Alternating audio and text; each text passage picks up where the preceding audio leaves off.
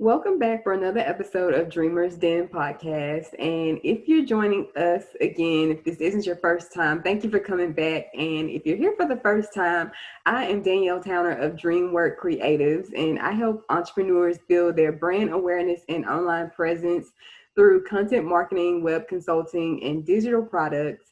And I have a special guest with us today, Chastity Parrish of Roadmap to Balance for Moms. Now she does life coaching and she helps moms to regain their resilience, and she helps them to put balance and self-care into their everyday regimen. And we've teamed up to help mompreneurs to build a balanced business and monetize their superpowers. So we've been working hard on this all month, and we've been doing a free training on Instagram, a free live training. So if you're a mom who wants to get in business, or if you're already a mom entrepreneur, come check us out and learn, and let's learn and grow together. But today, our topic of discussion is self-care, because that's one of the things that it's a buzzword around, but it's not one of the things that you really mention when we talk about planning for business. But a lot of us who are starting or growing our businesses, we're doing it beginning with just us.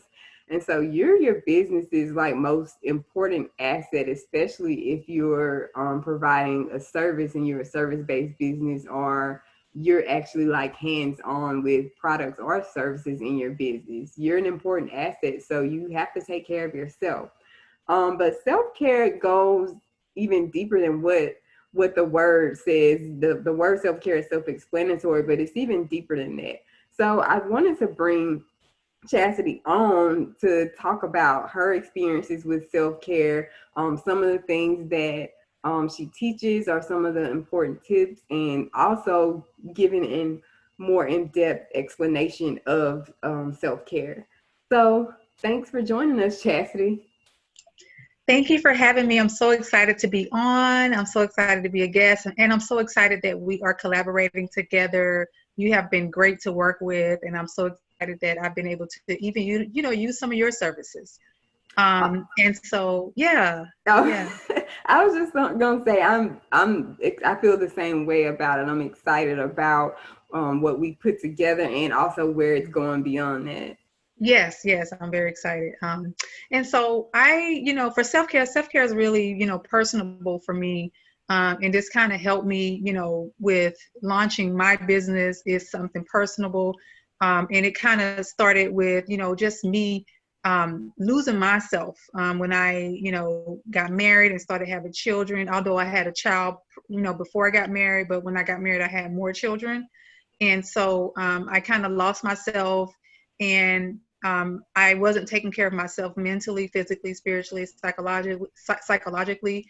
And it just kind of took a toll on my body. It took a toll on my relationship with my friends. It took a toll on my relationship with my children, and it took a toll on relationship with my spouse, and just everything in general. And I just wasn't doing anything. I didn't want to hang out with my friends hardly. I didn't want to, I just really didn't want to do anything. And so when I realized that, it was affecting my health and everything, I just was like, I need to start taking care of myself. I need to start getting myself back on track. And it really just started with a spiritual thing. I started, praying. I started like spending time with God, and that kind of helped me to realize that, hey, I got to start taking care of myself. I got to start putting myself first.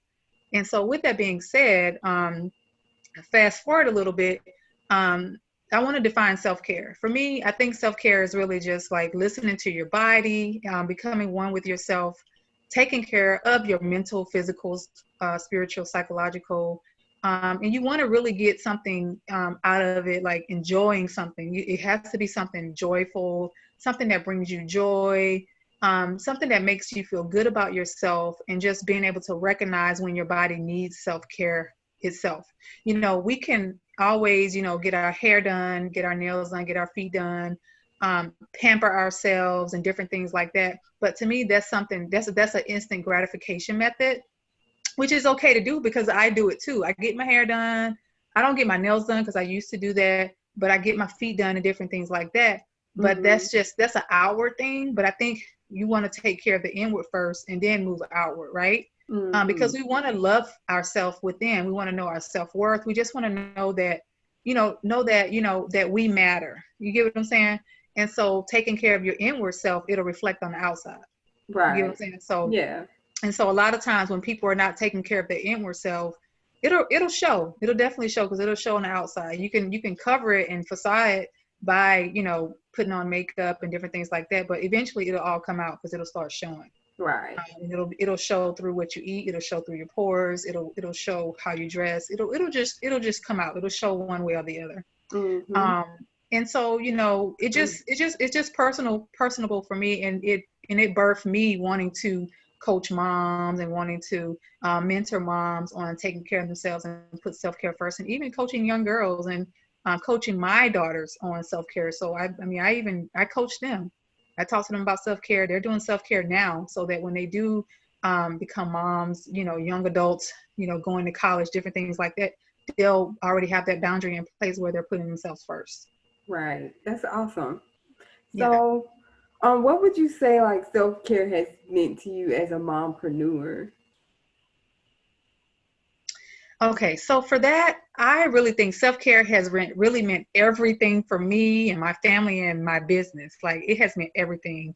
I'm much more calmer. I can focus more. I'm more in the moment. I mean, when I'm working on a particular project for my business, or whether I'm spending like time with my family, I'm able to forgive myself for not completing a task like for that Mm, particular day.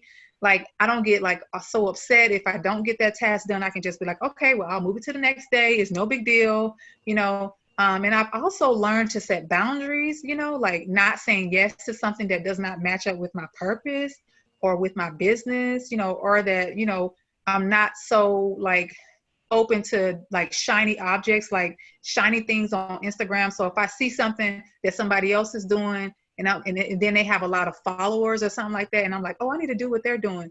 Like, it doesn't mean nothing to me, because I'm like, it's about quality, not quantity. Like, it's really not about that, And then I have a supporting network of family and friends that my, that that means a lot to me. So, and they believe in my vision, they believe in my purpose. And then it also means, delegating, automating, and allowing others to help you, and not being afraid to ask for help. Like, I used to be so afraid to ask for help because I felt like it meant that I was weak, or like, like I wasn't a good mom or anything like that. But I had to get over the mom guilt. I had to let go of the mom cape and say, you know what? It's okay to ask for help. It's okay to mm-hmm. say, you know what, Danielle, I need you to help me with this. To be like, I need help. I need help because I don't know how to do it. Like, that's not my specialty. That's not my expertise. Danielle, I need you to help me. you brought Like, I had to learn it. you brought up some really great points, especially like what you said about not taking on like not feeling guilty about when you don't complete something, or not taking on something that you're not passionate about, because like as as entrepreneurs, we're naturally like wired to want to help people. Like, if that's not there, then you're probably not going to be successful as an entrepreneur. And so sometimes we may feel guilty about like trying about wanting to tell somebody no, but we, like you said, you're not passionate about it, or that you just don't want to do it, or you can't do it, like you physically don't have the time or the energy to do it. And so that's important that through the self-care strategies that you have, that you're able to recognize that, like all of the things that you just said, I've had experience with that too, like even the shining object syndrome, and seeing, okay, oh, they've made gazillions of sales doing it this way, so maybe I should try it this way. And then you jump off ship of what you're already doing when you're on track to win if you just keep going. Yeah, So exactly. I think all of those are important. And when you think about the word self-care and the results from it, and how it helps you, you don't really think about those things, but those are some really important points. I totally agree. So like, how can other business moms, like, how would you say, what would be some of the steps to helping them add a self-care regimen to their schedule? That's a great question. I would say first they would need to define what makes them happy or centered. Like they would need to define, like for example, like I know for me, I like to garden. That's just something like I love to do. I know that's something you really can't do year round because gardening is kind of like depending on the season, depending on what you're trying to plant or grow, Mm-hmm. what you can do. So it just kind of depends. So I like the garden, or it could be journaling.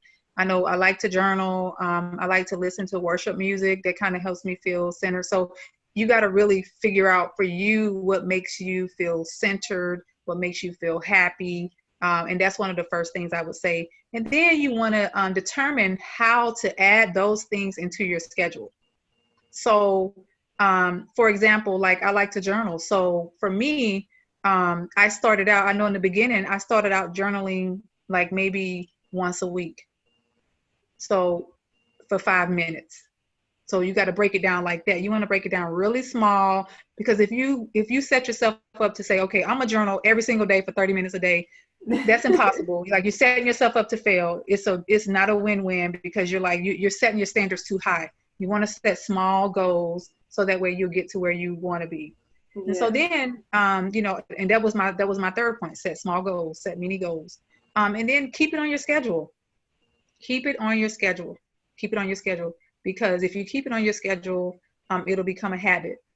It'll be consistent, it'll become a habit, and then it'll become a lifestyle. And then like if it's not working out, like if it's something that is not working for you, switch it up. Switch it up, but keep it going, keep it on your schedule, and then soon eventually it'll become, a habit, and then it'll become a lifestyle. So you want to find, like I said, you want to find something that works for you, that makes you happy, makes you feel centered. Add it to your schedule, and make it something small that you can stick to, and then eventually increase it if it's working for you, and then keep it going, and then it'll become a habit and then a lifestyle. So, like, is it possible to do self-care activities with others, or is that something that you should do alone, or, um, like, how does that work? I think it all depends on what you're looking for.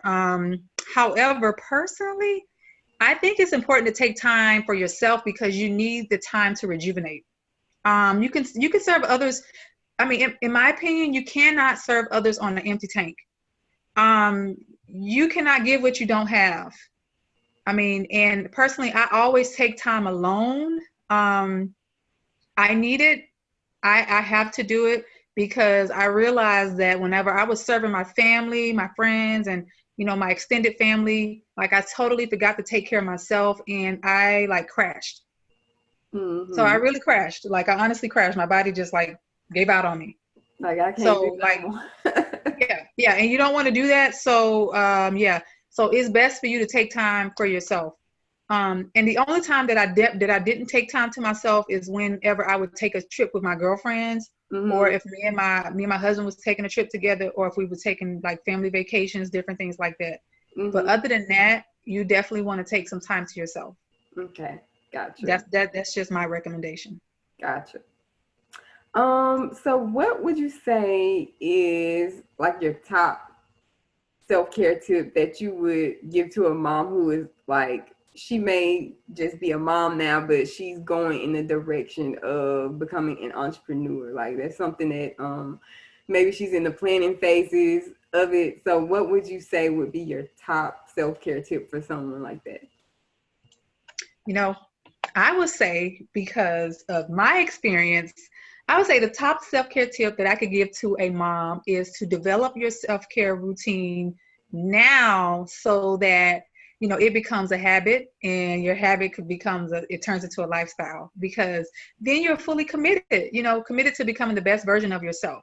So like if because if you're thinking about becoming a mompreneur, an entrepreneur, or whatever, and you already have your self care routine in place, so whenever you do start to become a mompreneur, entrepreneur, you already have that self-care regimen in place, and so it's going to be easy to maneuver into that business lifestyle because you're already taking care of yourself. So you're really not gonna like you're gonna feel the business side piece come in, but you're not gonna lose out on the self-care piece because it'll already be there. Yeah. You may have to maneuver some things. You may not be able to work out for that 2 hours that you was already doing. You may have to make it smaller and say, okay, I'm gonna work out for like 30 minutes 3 times a week versus working out for 2 hours 3 times a week. That Mhm. makes sense. Mhm. So you may have to dial that back a little bit, but you will already have that consistency, and you'll already have that. It'll be a pattern for you. Yeah. I Yeah. I So think that's important. Um like mine kind of went like opposite. Like I was the entrepreneur first. Um so I guess in that time I had, ways of balancing, and I just did it anyway because I didn't, like I was telling you before, I didn't have a daily schedule. So I just did things how I wanted, when I wanted. So I had my self-care time, and then I worked on the business, and then the baby came, and everything just got scattered all together, and self-care went out the window at that time. So I think it's important what you're saying, to already have, like, if you have the opportunity to already make a habit of that, then it works out better, because um it's like you can make your plans and then plug in the certain things in certain areas with business activity and self-care, versus getting, burnt out and then saying, okay, you know what, I need to take care of myself. So perfect. Totally mhm. agree. Yeah, so if you have that opportunity, what you do if you're just starting, yeah, it is important to go ahead and have that in mind, when you're making out your schedule of activities. Um, so what services, like, tell us about your life coaching and the services that you provide to help moms with their self-care regimen. So yes, definitely. So I provide life coaching services to moms where I coach moms, I empower them, and I assist them to dig deep within themselves, to develop an individual roadmap, where they can, develop and define balance within themselves, and where they, find self-care, and they make self-care as a priority. So basically you'll be coming up with the individual plan for yourself, to where you're creating a self-care plan. And so that's what we'll work on. Because I think that every mom will have a different plan. Nobody will have the same plan, because you have your household size is different. Your family structure is different. Um, and you may be a single parent, you may be a blended family, you may be a family size where you may have an adoptive family, you may be a family size where you're taking care of your parents may be elderly care. Like, it could be all types of sorts of different type of family structures where you are looking for self-care. It's different moms that I've come in contact with, that I've been talking to, and they have all different types of family structures. And they're working on self-care, and they're struggling with trying to find self-care. And so, we're going through that consistently, because they're working on it, and then they may fall off. And that's okay, because that's a part of it. You may fall off, but it's about recognizing it and being able to get back on board, because it's never going to be perfect.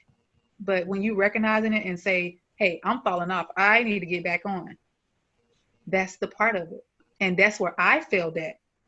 I didn't even recognize it. I just fell. I like literally fell. I was like, Your oh my body God. recognized it. My body did. My body failed. You know what I mean? So, like, when you can recognize it, that's huge. That's brave.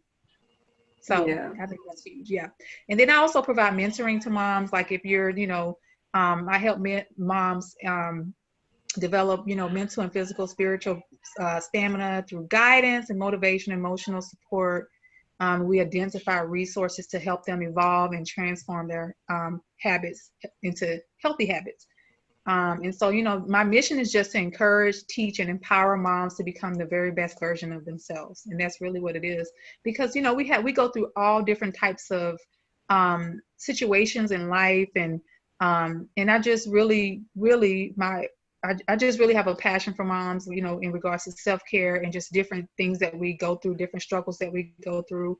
And I just really want to help moms. I mean, because I've been through a lot of different situations, a lot of different scenarios, and I feel like I have a lot to offer. You know, I have my education that I have, and I have the actual experience, the practical experience too. So I have both. So so yeah. Awesome. Well, if you want to work with Chastity, you can go to her website. It's Roadmap to Balance for Moms, and I'll let her spell that out for you.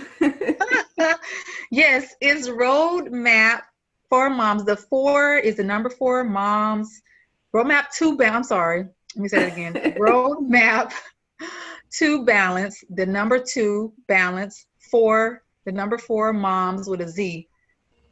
Roadmap to balance for moms.com. And you can reach me there. And you can also reach me on Instagram and Facebook at Roadmap to Balance for Moms. So everything is Roadmap to Balance for Moms. And you could see it right there too. Yeah, awesome. Yeah, so you can reach me there. It's .com and Instagram and Facebook as well. And then you can also email me. I love that picture back there too. Thank you. Yeah, that's really how it is. Mm-hmm. Mm-hmm. You're breathing through, you know, you're breathing through daily challenges, and you know, it's what it is. We're pivoting every day. Yeah. Um, and also Chastity has a free self-care checklist. So if you're looking to get like some basic ideas of where to get started with your self-care, you can grab her self-care checklist and stimulate some of those ideas. And she also has a Mom's Let's Reclaim It booklet that goes along with that. And I will put a link in the comments so that you can get that. It's free, and that'll get you started. So if you have any questions for either one of us, you can post those in the comments. If you are listening from my website or from YouTube, you can post that in the comments. Or if you're listening from Anchor, you can press the record button and you can record those questions, and then we will get those and get back to you. But other than that, thank you so much for listening and for going along with us on this journey. Check us out on Instagram. Come to one of the live streams, and we will talk to you guys again soon. And as I always say, dream until your dreams come true.